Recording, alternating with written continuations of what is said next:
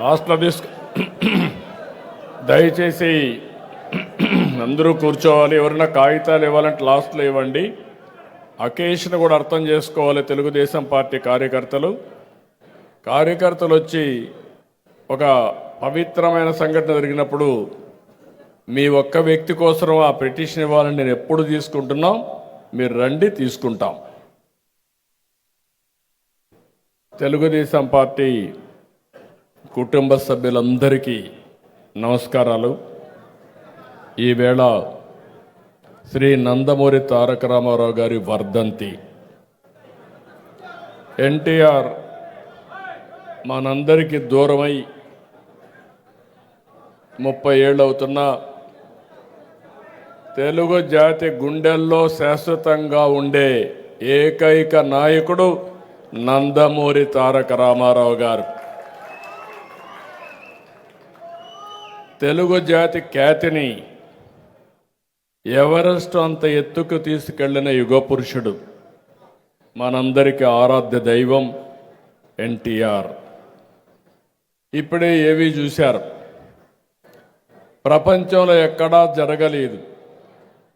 Party పెట్టిన 9 నెలల్లో అధికారంలోకి వచ్చిన ఏకైక పార్టీ తెలుగుదేశం పార్టీ అనే విషయం మనం ఎవ్వరూ మర్చిపోవడానికి వీలు లేదు.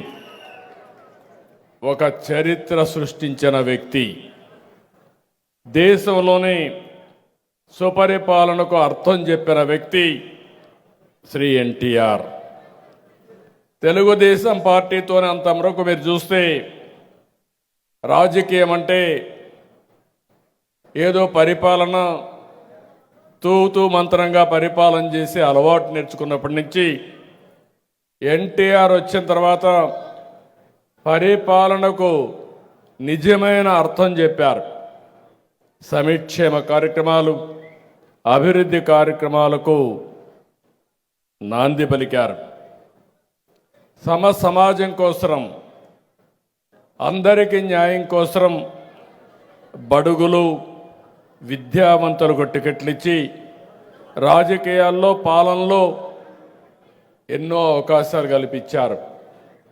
ఆయన రాకమునుపు మీరు ఒక్కసారి చూస్తే రాజకీయాల్లో ఉండే ప్రతి ఒక్కరు కూడా చదువుకోని వ్యక్తులు, ఓనుమాలు లేని వ్యక్తులు, వేలిముద్ర వేసే వ్యక్తులుంటే కాదు, అన్ని వర్గాల్లో చదువుకున్న వారిని సమర్థవంతులను రాజకీయాల్లోకి తేవాలని ఆలోచించిన ఏకైక నాయకుడు భారతదేశంలో ఎన్టీ రామారావు గారు. అందరికీ సామాజిక న్యాయం చేయాలని ముందుకు పోయిన వ్యక్తి ఎన్టీ రామారావు గారు. ఆ రోజు ఒకటే నినాదం, తెలుగు జాతి ఆత్మ గౌరవం. రెండోది, పేద ప్రజల అభ్యున్నతి లక్ష్యంగా ఆయన పరిపాలన చేపట్టారు. ఈరోజు మనందరికీ తెలుగు రాష్ట్రం వచ్చిందంటే పొట్టి శ్రీరాములు గారు ప్రాణత్యాగం చేసి మొట్టమొదటిసారిగా భాషా ప్రయుక్త రాష్ట్రాలకు నాంది పలికి తొలి రాష్ట్రం తెలుగు వారి కోసం ఏర్పాటు చేసింది పొట్టి శ్రీరాములు గారు అయితే, ఆ తర్వాత మదరాసి అని పిలుస్తా ఉంటే కాదు, తెలుగు జాతి ఒకటి ఉందని ప్రపంచానికి చాటి చెప్పిన ఏకైక నాయకుడు నందమూరి తారక రామారావు గారు. పాలనలో సంస్కరణలు తీసుకొచ్చారు. బడుగులకు, మహిళలకు ప్రత్యేక చట్టాలు తీసుకొచ్చారు. ఆ రోజు మహిళలకు ఆస్తిలో సమాన హక్కు తీసుకొస్తే తర్వాత 40, 50, 20, 30 సంవత్సరాలకి ఆ దేశంలోనే ఒక చట్టంగా తయారయ్యే పరిస్థితి వచ్చింది. ఎస్సీలకు, ఎస్టీలకు రాజ్యాంగంలో ఆ రోజు రిజర్వేషన్లు కల్పిస్తే కాదు, బీసీలు కూడా ఉన్నారు, వీళ్ళకు కూడా అన్యాయం జరిగిందని మొట్టమొదటిసారిగా 20% బీసీలకు స్థానిక సంస్థల్లో రిజర్వేషన్లు కల్పించిన నాయకుడు నందమూరి తారక రామారావు గారు. మొట్టమొదటిసారిగా ఆడవారికి, మహిళలకు చట్టసభల్లో ప్రాతినిధ్యం రావాలి, రాజకీయాల్లోకి ప్రవేశం రావాలని ఆ రోజు 9% స్థానిక సంస్థల్లో రిజర్వేషన్లు తీసుకొస్తే దాన్ని నేను వచ్చిన తర్వాత 33% చేస్తే ఈరోజు రాబోయే ఎన్నికల్లో పార్లమెంట్లో శాసనసభల్లో 33% రిజర్వేషన్ల మహిళలు రాబోతున్నాయి. అది మార్పుకు నాంది. ఇవే కాకుండా సంక్షేమ కార్యక్రమాలు, ₹2 కేజీ బియ్యం. అప్పటి వరకు కొన్ని వర్గాలైతే రైస్ తినే పరిస్థితి లేదు, జొన్నలు సజ్జలు రాగులే తినే పరిస్థితిలో ఉంటే మొట్టమొదటిసారిగా ₹2 కేజీ బియ్యం పెట్టి ఆహార భద్రతకు నాంది పలికిన వ్యక్తి. తర్వాత ఈరోజు మనం చూస్తే పీడిఎస్ కానీ ఇవన్నీ వచ్చాయని చెప్పి కూడా నేను మీకు తెలియజేస్తున్నా. ఆయన స్ఫూర్తితో మీరు ఇంకొక వారిని చూస్తే తిరుమల తిరుపతి దేవస్థానంలో అన్నదానం ప్రవేశపెట్టారు. ఒక వినూత్నమైన కార్యక్రమం. ఈరోజు 1,00,000 మందికి అన్నదానం అనునిత్యం పెట్టే పరిస్థితి వచ్చింది. దాతలే ముందుకు వచ్చారు. ఈరోజు ఏమాత్రం కూడా ఇబ్బంది లేకుండా సుజావుగా కార్యక్రమాలు జరిగే పరిస్థితికి వచ్చింది. అవన్నీ చేసిన తర్వాత ఈరోజు మనం ఆలోచించి మొత్తం అన్నా క్యాంటీన్ పెట్టి రాష్ట్రం మొత్తం దగ్గర 225 ఉన్నాయి. తొందరలో మళ్ళీ ఒక 700 అన్ని నియోజకవర్గాల్లో ప్రారంభించి అన్నా క్యాంటీన్ ద్వారా పేదవాళ్లకు అన్నం పెట్టే కార్యక్రమానికి శ్రీకారం చుడుతున్నాం. ఇదే కాకుండా ఆ రోజు మీరు ఒక్కసారి చూస్తే వృద్ధులకు పింఛను ₹35 ప్రారంభించారు. ఆ తర్వాత నేను ₹70 చేశాను. మళ్ళీ నేను వచ్చిన తర్వాత 200 ఉంటే 2000 చేశాం. ఈరోజు 4000, 6000, 10,000, 15,000 పింఛన్ల కార్యక్రమానికి శ్రీకారం చుట్టాం. ఇది ఒక చరిత్ర. అలాంటి చరిత్రకు మనం నాంది పలికాం. పేదవాళ్ళందరూ ఉంటే వీళ్ళకందరికీ పక్కా ఇళ్ళు లేకుండా ₹500, ₹600 మామూలు గుడిసెలేస్తా ఉంటే ఆ గుడిసెలన్నీ ఎండలకు ఇదైపోయి వర్షాలు ఎగిరిపోతా ఉంటే కాదు, పేదవాడు ఉండవలసింది పక్కా ఇళ్ళని నినాదమే కాకుండా ఏర్పాటు చేసి చూపించిన వ్యక్తి ఎన్టీ రామారావు గారని చెప్పి నేను మీకు తెలియజేస్తున్నా. మళ్ళీ ఈరోజు ఎన్డీఏ ప్రభుత్వం, తెలుగుదేశం ప్రభుత్వం ఈ రాష్ట్రంలో ఒకటే హామీ ఇస్తున్నాం. ప్రతి ఒక్కరికి గ్రామీణ ప్రాంతాల్లో 3 సెంట్లు, పట్టణ ప్రాంతాల్లో 2 సెంట్లు, ప్రతి ఒక్కరికి ఇల్లు కట్టించే బాధ్యత, ఇంటి భద్రత ఏర్పాటు చేస్తాం. ఇంకొక పక్కన మొన్ననే 3 లక్షల మందికి సామూహిక గృహప్రవేశాలు చేశాం. మళ్ళీ ఉగాది రోజున 5 లక్షల మందికి గృహప్రవేశాలు ఉంటాయి. ఇవి కాకుండా ప్రతి ఒక్కరికి 3 సంవత్సరాల్లో 3.5 సంవత్సరాల్లో ఇండ్లు కట్టించే బాధ్యత తీసుకుంటాం. సంక్షేమ కార్యక్రమాలకు ఆ రోజు నాంది పలికాం. ఈరోజు సూపర్ 6 తీసుకొచ్చాం, సూపర్ హిట్ చేశాం. తల్లికి వందనం, స్త్రీ శక్తి, దీపం 2, అన్నదాత, సుఖీభవ లాంటి కార్యక్రమాలు సమర్థవంతంగా అమలు చేశాం. ఆర్థిక ఇబ్బందులున్నా, ఎన్నో సమస్యలున్నా ఇచ్చిన మాట నిలబెట్టుకోవడానికి ఈ ప్రభుత్వం పనిచేస్తున్నామని మరొకసారి ఎన్టీఆర్ వర్ధంతి సందర్భంగా విజ్ఞప్తి చేస్తున్నా. 2024 ఇచ్చిన హామీలన్నీ కూడా నెరవేర్చుకుంటూ వస్తున్నాం. ఇంకో పక్క పెన్షన్లు పెంచాం. మెగా డిఎస్సి ఒక సంవత్సరంలో ఎన్ని అడ్డంకులు సృష్టించినా అధిగమించి ఉద్యోగాలు ఇచ్చాం. పోలీసు ఉద్యోగాలు ఇచ్చాం. ఉద్యోగ కల్పనకి పెద్ద ఎత్తున కార్యక్రమాలు చేపడుతున్నాం. నా ఆలోచన ఒకటే, ఈ రాష్ట్రంలో చదువుకున్న వ్యక్తి ఎవ్వరు కూడా ఇంటి దగ్గర వేస్ట్ కాకుండా వారందరికీ ఉపాధి కల్పించే సంకల్పంతో ఈ ప్రభుత్వం ముందుకు పోతున్నామని మరొక్కసారి మీ అందరికీ విజ్ఞప్తి చేస్తున్నాను. ఇంకొక పక్కన ల్యాండ్ టైటిలింగ్ యాక్ట్, మన తాత ముత్తాతలు ఇచ్చిన భూమి, ఆనాటి పాలకుడు ఫోటో 22A పెట్టి మొత్తం భూములన్నీ అవకతవకలు. ఎన్టీ రామారావు గారు ఒకప్పుడు విలేజ్ లెవెల్లో కరణం ఉండేవాడు, విలేజ్ మున్సిప్ ఉండేవాడు. వీళ్ళు రికార్డ్స్ అన్ని తారుమారు చేస్తామంటే ఇలాంటివన్నీ తారుమారు చేయకుండా ఉండాలనే సంకల్పంతో గ్రామాధికారుల్ని రద్దు చేసిన నాయకుడు నందమూరి తారక రామారావు గారు. మళ్ళీ ఈరోజు మీరు ఒక్కసారి చూస్తే గ్రామాధికారులు పోయారు, కానీ కొత్త గ్రామాధికారి వచ్చి ప్రజల ఆస్తులు కొట్టేయాలని కుట్ర చేసే పరిస్థితికి వచ్చాడు. ఎక్కడ చూసినా అడ్డదుడ్డంగా ఈ ల్యాండ్ రికార్డ్స్ అన్ని తయారైనాయి.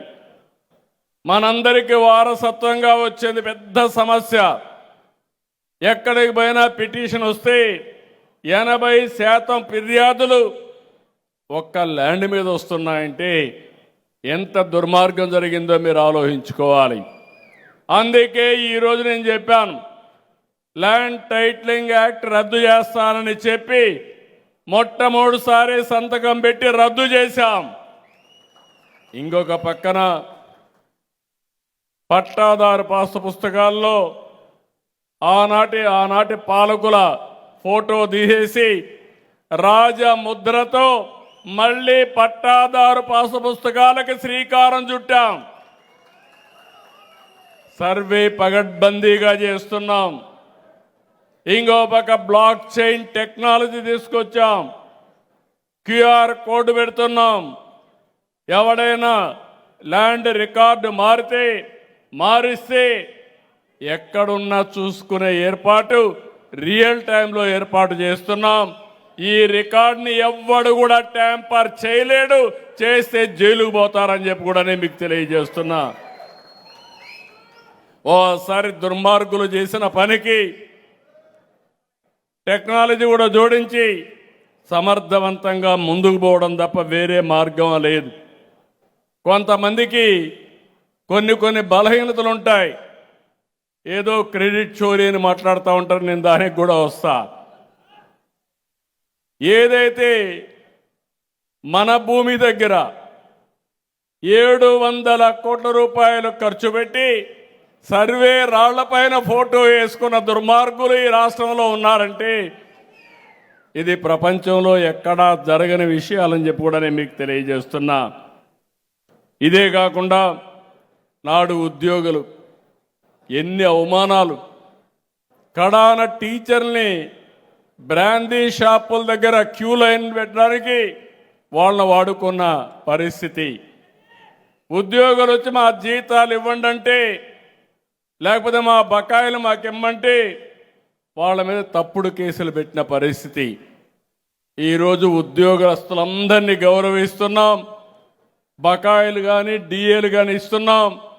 మొన్న సంక్రాంతి మునుపు వాళ్ళ బకాయిలు కొంతవరకు చెల్లించి నిజమైన సంక్రాంతి ఉద్యోగస్తులకు ఇచ్చిన party Telugu Desam party, NDA party. ఇదే కాకుండా పెట్టుబడులు తెస్తున్నాం. పెద్ద ఎత్తున ఉద్యోగాల కోసం ముందుకు పోతున్నాం.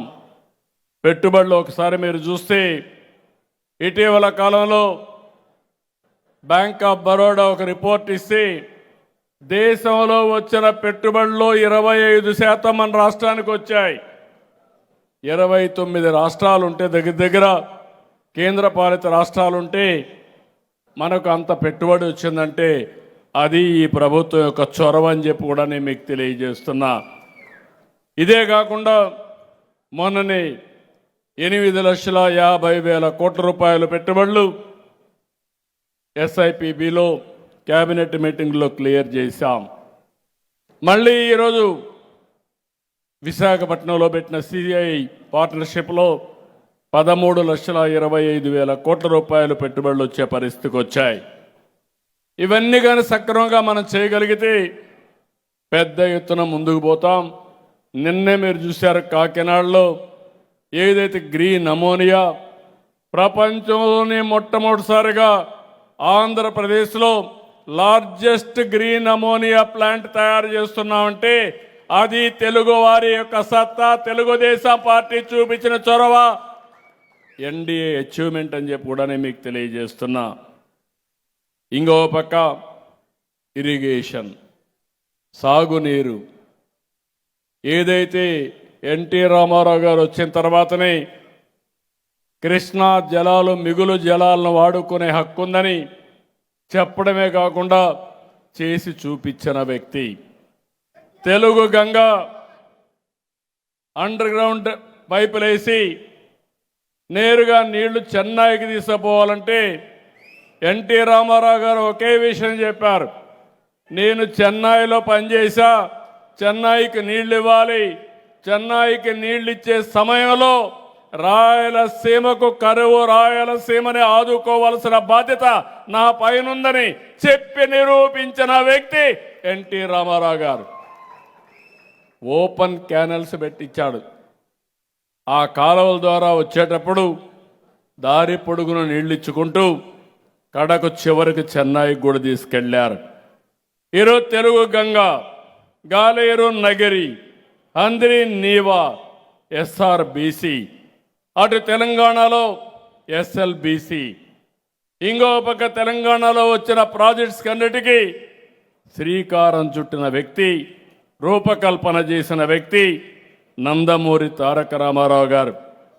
ఆ తర్వాత మీరు ఒకసారి చూస్తే సమైక్య ఆంధ్రప్రదేశ్లో, తర్వాత నవ్యాంధ్రప్రదేశ్లో ఇరిగేషన్ ప్రాజెక్టులకు ప్రాణం పోయడమే కాకుండా ప్రతి ఒక్క ఎకరాకు నీళ్లు ఇవ్వాలని, నీటి భద్రత కల్పించాలని శ్రీకారం చుట్టి తెలుగుదేశం పార్టీ ముందుకు పోతున్నాం.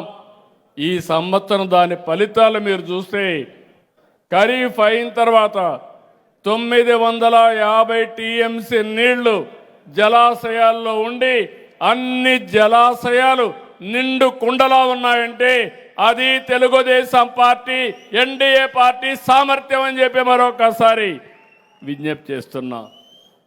ఒక సీజన్లో హంద్రి నీవా పూర్తిగా వెడల్పు చేసి చివరి ప్రాంతాలకు నీళ్లు తీసుకుపోయి ఇచ్చాం. రాబోయే రోజుల్లో వెలుగొండ ప్రాజెక్టు రాబోయే సంవత్సరంలో పూర్తి చేస్తాం. ఉత్తరాంధ్ర కూడా పూర్తి చేసి మన సిద్ధాంతం ఒకటే పెట్టుకున్నాం, +3 -8 అంటే వర్షాకాలం అయిన తర్వాత భూగర్భ జలాలు 3 మీటర్ల ఉండాలి. మళ్ళీ వర్షాకాలం కంటే ముందు భూగర్భ జలాలు -8లో ఉండాలని శ్రీకారం చుట్టి ముందుకు పోతున్నాం. రాబోయే సంవత్సరం వెలుగొండ పూర్తి చేసి ప్రకాశం జిల్లాకు నీళ్లు ఇస్తాం. ఉత్తరాంధ్ర పూర్తి చేసి విశాఖపట్నం వరకు నీళ్లు తీసుకెళ్తాం. ఇది కాకుండా 2027 జూన్కి పోలవరం పూర్తి చేసి జాతికి అంకితం చేస్తాం. అంతేకాకుండా నదుల అనుసంధానం ద్వారా ప్రతి ఎకరాకు నీళ్ళిచ్చి కడాన నా జీవితాశయం శ్రీకాకుళంలో ఉండే వంశధార నుంచి ప్రకాశం మన నెల్లూరు జిల్లాలో ఉండే పెన్నా వరకు నదుల అనుసంధానం చేసి ఏ ఒక్క వ్యక్తి నష్టపోకుండా ఆంధ్రప్రదేశ్ రాష్ట్రాన్ని బాగు చేసే బాధ్యత తీసుకుంటామని చెప్పి కూడా నేను మీకు తెలియజేస్తున్నా. అల్టిమేట్గా ఆ రోజు ఎన్టీ రామారావు గారు నదుల అనుసంధానానికి శ్రీకారం చుట్టారు. నా ఆలోచన కేంద్రం కూడా తప్పకుండా చేస్తారని ఆశీభావం ఉంది. అందులో మీరు చూస్తే గంగా కావేరీ అనుసంధానం జరిగితే ఈ దేశానికి ఇంక నీటి ఎద్దడి ఉండదు. నీరు అనేది ఒక పెద్ద సంపద అని చెప్పి కూడా నేను మీకు తెలియజేస్తున్నా. ఇంకొక పక్కన ఈరోజు ఇక్కడుండే మిమ్మల్ని అందరినీ ఒకటే కోరుతున్నా. ఈరోజు ఎన్నో విజయాలకు మన పార్టీకి కారణమయ్యాం. టెక్నాలజీని అందిపుచ్చుకున్నాం. ఈరోజు ఇంకొక పక్కన మీరు చూస్తే ఎక్కడికక్కడ కరెంటు ఛార్జీలు పెరుగుతూ ఉంటే గడిచిన 5 సంవత్సరాల్లో దగ్గర దగ్గర 32,000 కోట్ల రూపాయలు కరెంటు ఛార్జీలు పెంచి డిపార్ట్మెంట్ను అస్తవ్యస్తం చేసి 1,20,000 కోట్ల రూపాయలు ఈ ఎలక్ట్రిసిటీ సంబంధించిన యూటిలిటీస్ అన్నీ కూడా అప్పుల పాలయ్యే పరిస్థితి వచ్చాయి. ఇంకో పక్క 4,600 కోట్ల రూపాయలు ఎలక్ట్రిసిటీ డ్యూటీ వేస్తే దాన్ని పూర్తిగా రద్దు చేశాం. నేను ఒకే మాట చెప్పాను, సమర్థత చూపిస్తాం, భవిష్యత్తులో కరెంటు ఛార్జీలు పెంచవని హామీ ఇచ్చాం. ఆ హామీకి కట్టుబడి కరెంటు ఛార్జీలు పెంచమని మరొక్కసారి మీ అందరికీ విజ్ఞప్తి చేస్తున్నా. చాలామంది అసాధ్యం అనుకున్నారు. ఈ సంవత్సరమే 39 పైసలు మనం ప్రొక్యూర్మెంట్ కాస్ట్ తగ్గించాం ఒక్కొక్క యూనిట్కి. భవిష్యత్తులో 3-4 సంవత్సరాల్లో ₹1.20 తగ్గాలని ఒక లక్ష్యంగా పెట్టుకున్నాం. దీనికోసం సూర్యగారు కానీ ఇంకో పక్కన కుసుమ్ కానీ పెద్ద ఎత్తున ప్రతి ఒక్క ఇంటి దగ్గరనే కరెంటు ఉత్పత్తి చేసుకునే కార్యక్రమానికి శ్రీకారం చుట్టామని చెప్పి కూడా నేను మీకు తెలియజేస్తున్నా. ఈరోజు మనందరం ఒకటి గుర్తుపెట్టుకోవాల్సిన అవసరం ఉంది. లాస్ట్ ఏ పార్టీకి లేనటువంటి బ్రహ్మాండమైనటువంటి కార్యకర్తల బలం ఉండే ఏకైక పార్టీ. 1 కోటి మంది సభ్యులున్నారు. అంటే 1 కోటి కుటుంబాలు కలిగినటువంటి ఏకైక పార్టీ తెలుగుదేశం పార్టీ. మీ ఉత్సాహం చూస్తే, మీ అభిమానం చూస్తే నాకు కొండంత బలం, ఇదే పెద్ద ఆస్తి.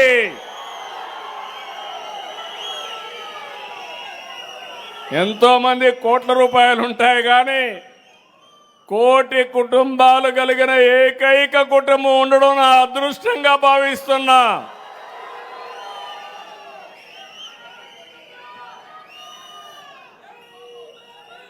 ఈరోజు నేను చూస్తున్నాను, ఎన్టీ రామారావు గారు వేసిన ఫౌండేషన్ మామూలు ఫౌండేషన్ కాదు ఇది. ఎవరైనా తెలుగుదేశం పార్టీ పని అయిపోయిందంటే వాళ్ళ పని అయిపోయింది తప్ప తెలుగుదేశం పార్టీ మాత్రం చెక్కు చెదరలేదు, చెక్కు చెదరదు. 82లో ప్రారంభించాం, 2026కు వచ్చాం. ఇంకో పక్క మీరు చూస్తే ఎన్నో రాజకీయ పార్టీలు ఉన్నాయి, ఎన్నో ప్రాంతీయ పార్టీలు ఉన్నాయి. దేశ రాజకీయాల్లో చక్రం తిప్పిన పార్టీ తెలుగుదేశం పార్టీ. ఇప్పుడు మీరు చూశారు, ఏవీలో చూశారు, 35 మంది పార్లమెంటు సభ్యులతో 85లో ప్రతిపక్ష హోదా నిర్వహించిన పార్టీ తెలుగుదేశం పార్టీ.